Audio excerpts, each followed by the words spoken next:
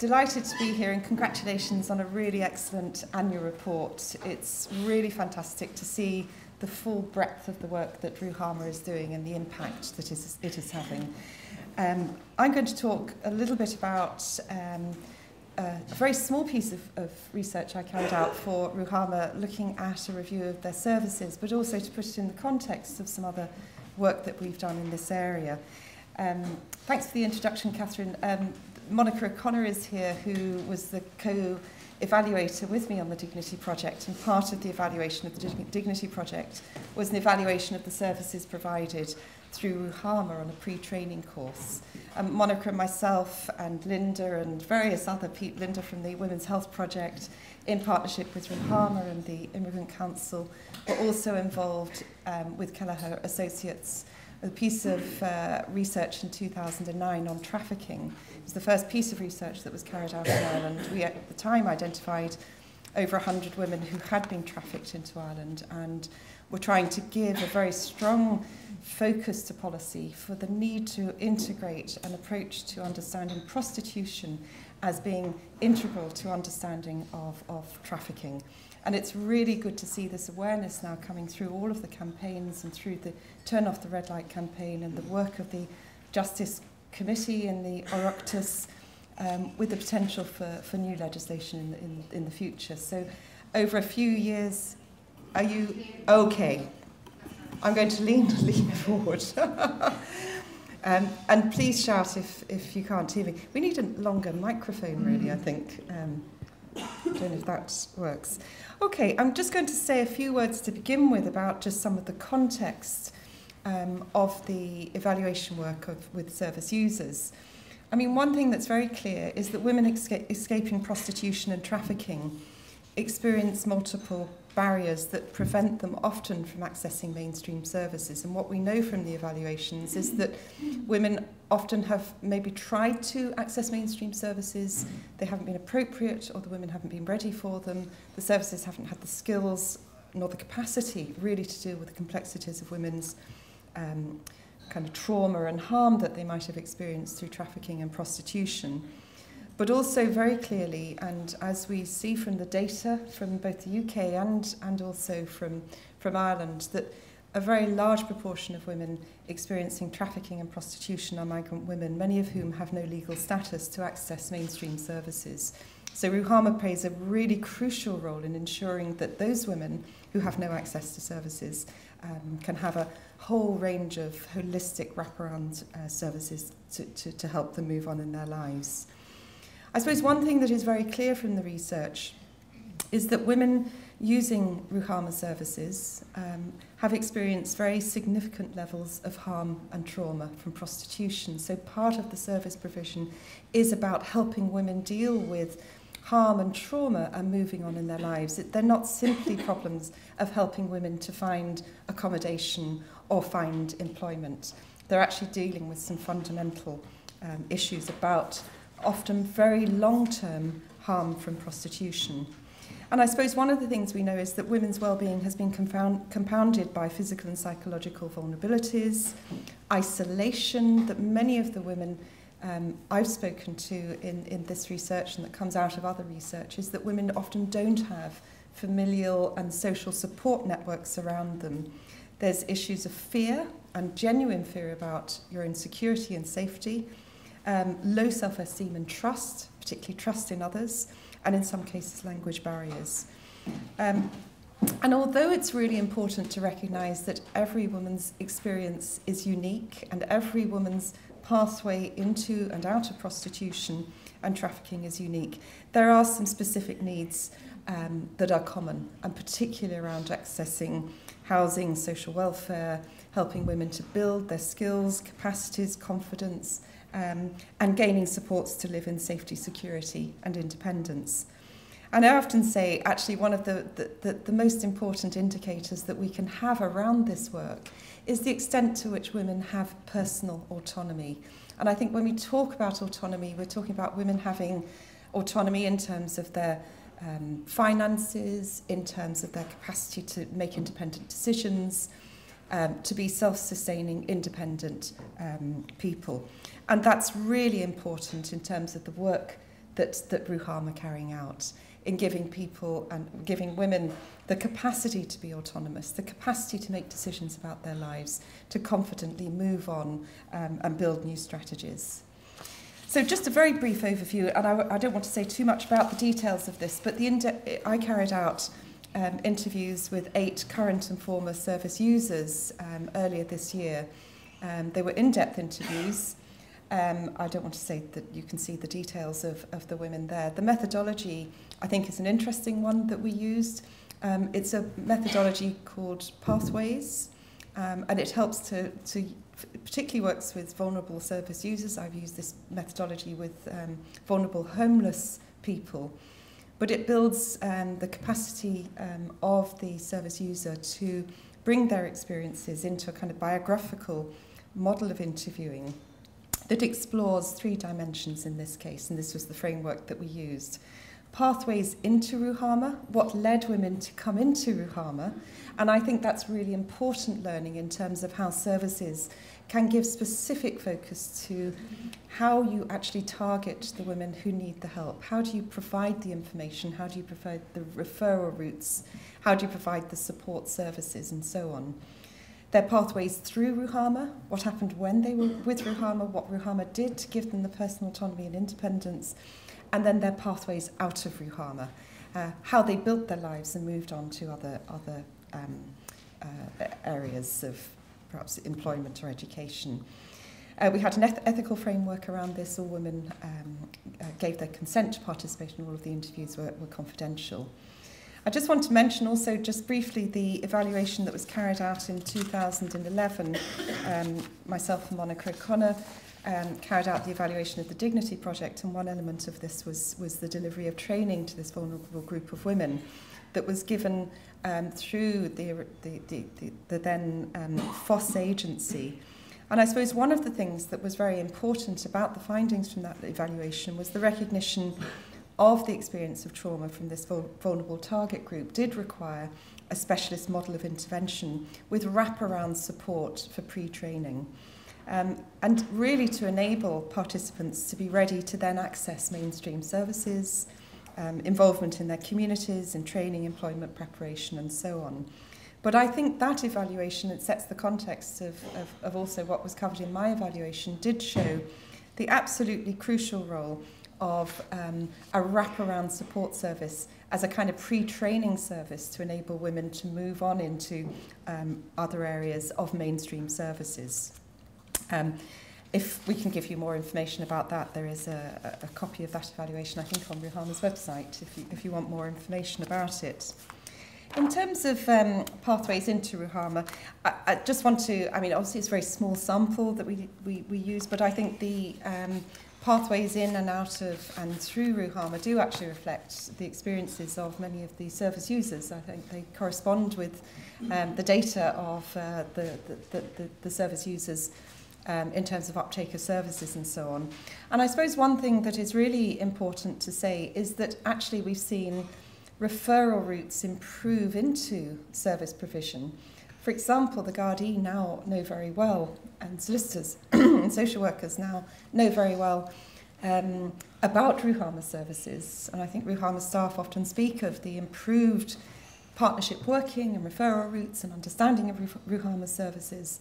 And particularly of the Gardaí, who often on the front line have been very supportive in pointing to Ruhama services.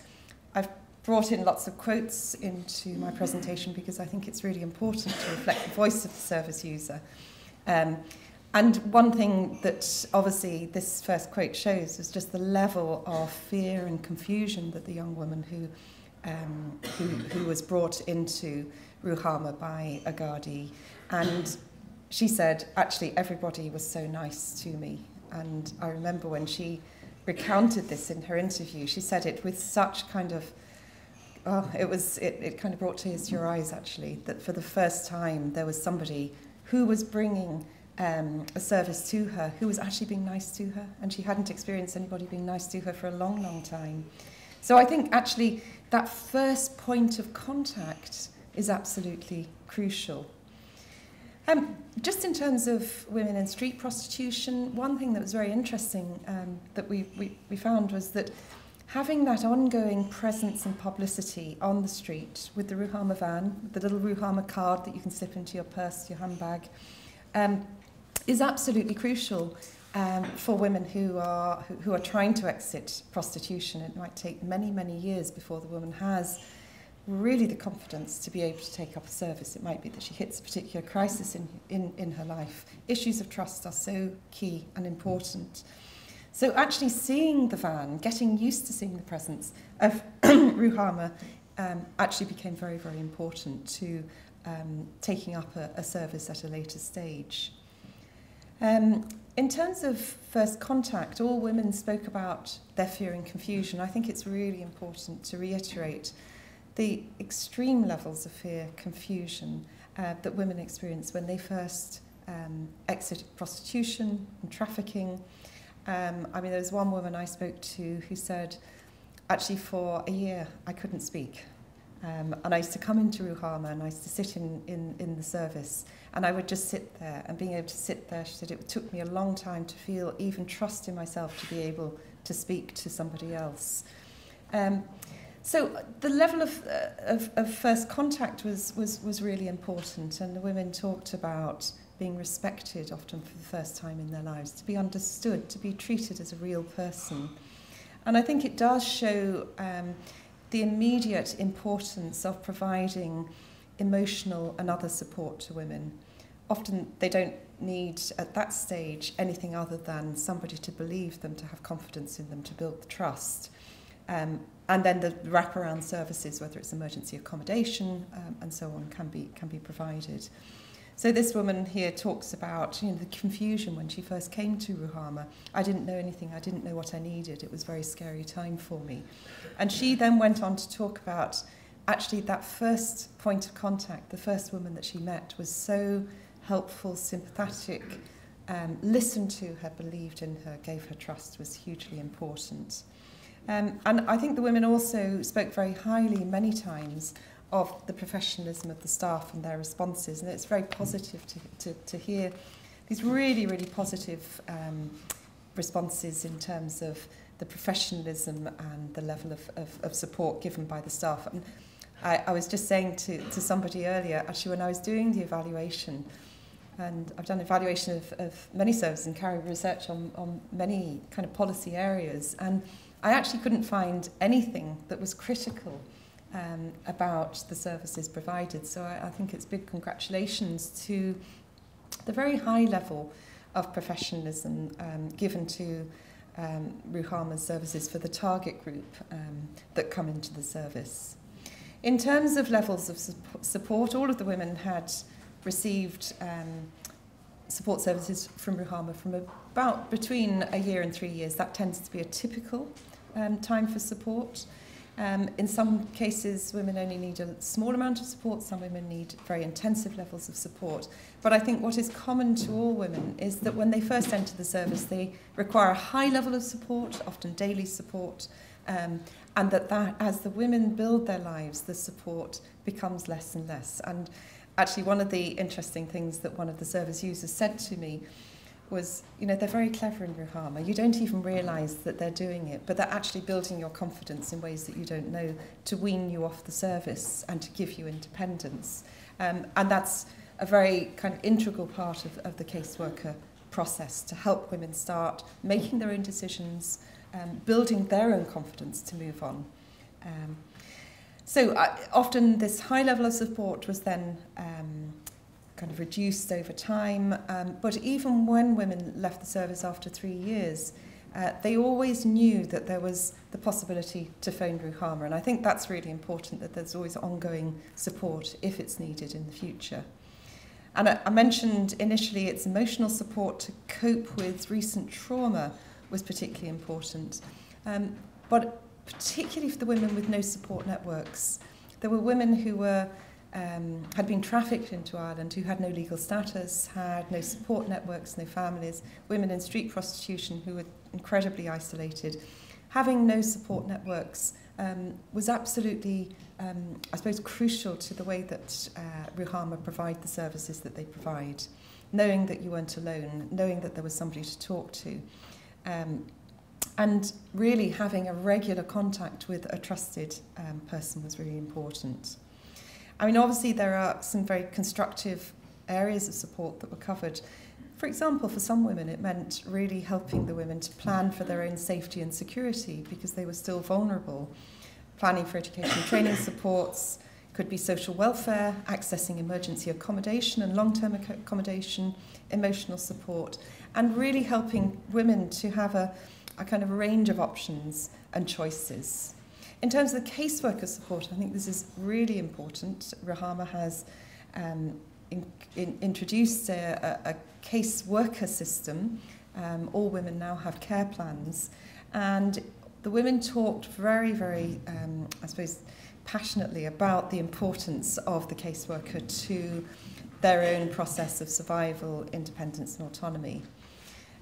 So this first quote here, "Nothing was rushed, she just let me be in her company and slowly build up trust."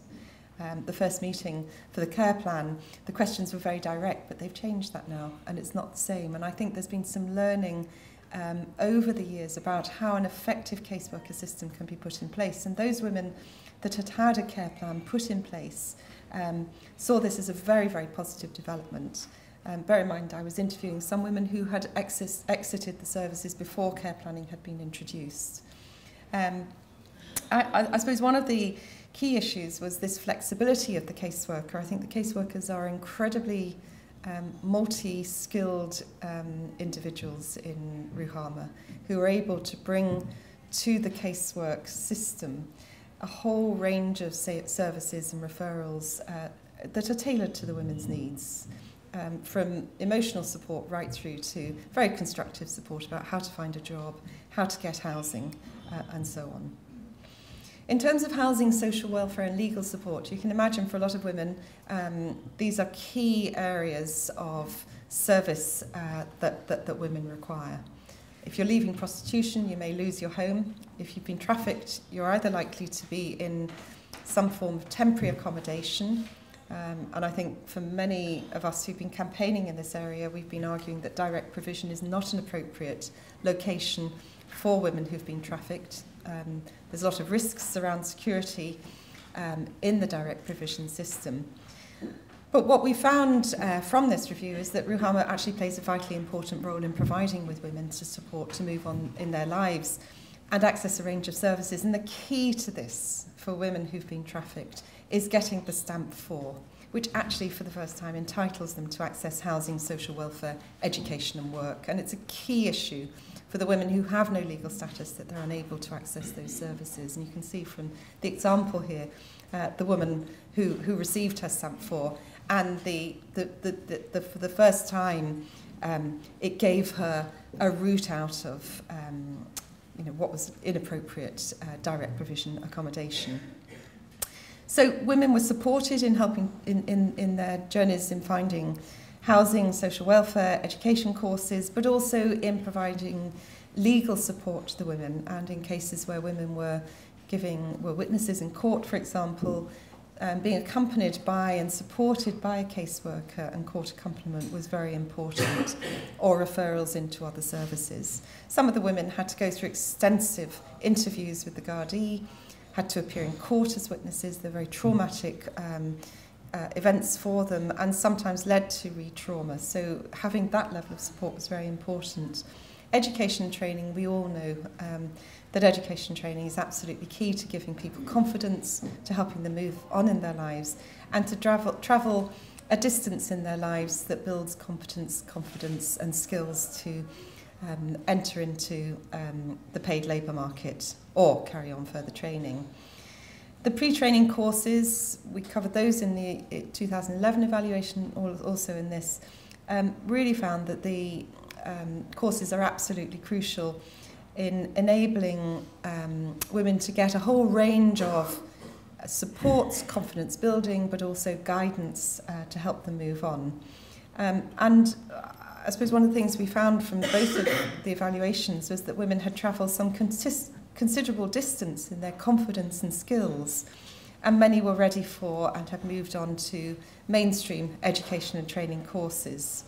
I mean, obviously there's some issues for women who had children, because the Ruhama courses run in the Ruhama building don't have access to childcare, whereas the courses run in the city centre had access to childcare. Crucial issues around funding.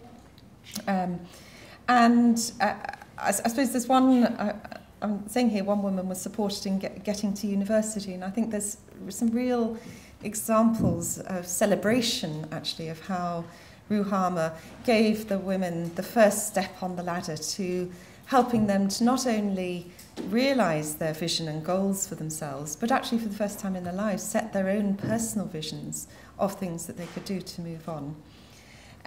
Women who moved on, for example, to set up their own businesses as well. I suppose one of the things that Ruhama is very experienced in is providing women with support in dealing with trauma and the impact of prostitution, and we can't underestimate, and I think Mia will be talking with us in a moment about this, but also the research shows us that the trauma, the harm, has a significant impact on women. So providing a counselling service has been really important, but also in terms of the caseworker support, actually helping women to deal with the emotional impact of their experiences in trafficking and prostitution, to work with them in working through those issues. And you can see from these quotes, which I think are incredibly powerful, about this constant theme that runs through women's biographies. You know, they taught me to realise that it wasn't my fault. The second one taught me, you know, that to realise that, you know, you're not always going to be a prostitute. That prostitution breaks your spirit, you lose your personal space, your pride goes out of the window. The third one, when I first came to Ruhama, I blamed myself for what happened to me. They helped me to understand what had happened and that it wasn't my fault. And I think these are common experiences of women who have experienced harm and trauma. So dealing with that element of it is really crucial. Really positive feedback about the support received and the staff and what the staff provided, and these were a number of the indicators. I won't go through the detail of them, but indicators of what we measured in terms of the support received. You know, that the workers listened to me, that the workers respected me, they valued my opinions, they respected my ethnic background, they respected my religious beliefs, they respected my independence to make decisions. They gave me time and so on. Interestingly, one woman who was a non-EU citizen felt that Ruhama was unable to support her, and it's not that the services were not good or anything, but actually she was a Brazilian woman who, in the context of her life with no legal services, no legal entitlement to services, actually said in the interview, I actually have to go back into prostitution because it's the only way I can buy food and pay the rent. That's the reality of my life. So there's a point at which Ruhama really is unable to help women who, for lack of legal status or lack of identification as being a victim of trafficking, which brings in a raft of services, is a huge challenge. In terms of pathways out of Ruhama, this is really important. Now, a lot of the women, thank you, had talked about their initial pathways out of Ruhama, but also the kind of vision and objectives that they had for themselves. And I think it's just worth reiterating the fact that, you know, the women were talking about having more choices in their lives, more confidence to make decisions, options to exit prostitution, improved education skills, and so on. And the 7 women who had plans to move on in their lives were for volunteer. Some of them were thinking about volunteering. Interestingly, potential for service users to become volunteers in Ruhama. Hugely experienced women who've moved on in very, very significant ways in their lives and brings some valuable, important experience into Ruhama's work. In terms of the conclusions, I suppose what, you know, if there is one conclusion to make from the review, is that Ruhama makes a substantial contribution to women's lives and survival. and the interviews give evidence of women's journeys to recovery and the immense value and impact of the support provided.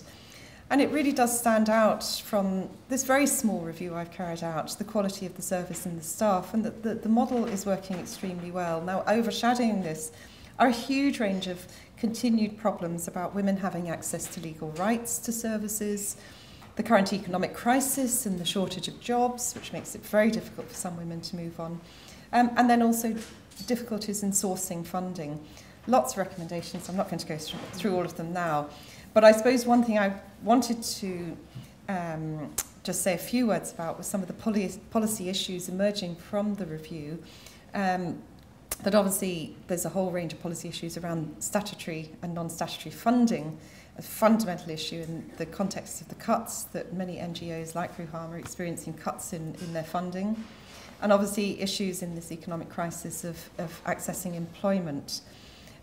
We've argued that actually there should be a supported employment pathway for women who are very vulnerable, rather than just this kind of, provision of all these courses that are provided through the National Training and Employment Authority that often don't provide wraparound support. And then there's a whole range of policy issues that come out of the legal vulnerability of women exiting prostitution and trafficking. And around the identification of victims of trafficking, we know, for example, there are many more women who have been trafficked than have been identified. And identification brings with it access to services and the issuing of temporary residence permits. Clearly, we need to have an end to direct provision. It is shameful in relation to the level of harm and trauma that women have experienced, that they are then housed in insecure, poor quality accommodation. We need to be advocating for access to services that are not conditional on legal service status, and that they should be services as of right for anybody who experiences vulnerability. And then the need for specialist and safe accommodation for victims of trafficking. And perhaps even though we've got, I suppose Sarah alluded to some of this in the annual report, much better partnership working around trafficking, legislation is being implemented, support services are provided, there's a national anti-trafficking action plan, there's legislation. It really, comes down to the issues of improved awareness and integrated policy responses to reducing demand. And that's why the campaign, Turn Off the Red Light campaign of individual organisations to have legislation on the criminalisation of buyers for sex, along with also services that address the impact of this potential legislation on women leaving prostitution, is absolutely crucial and fundamental to the work that we're doing. Thank you very much.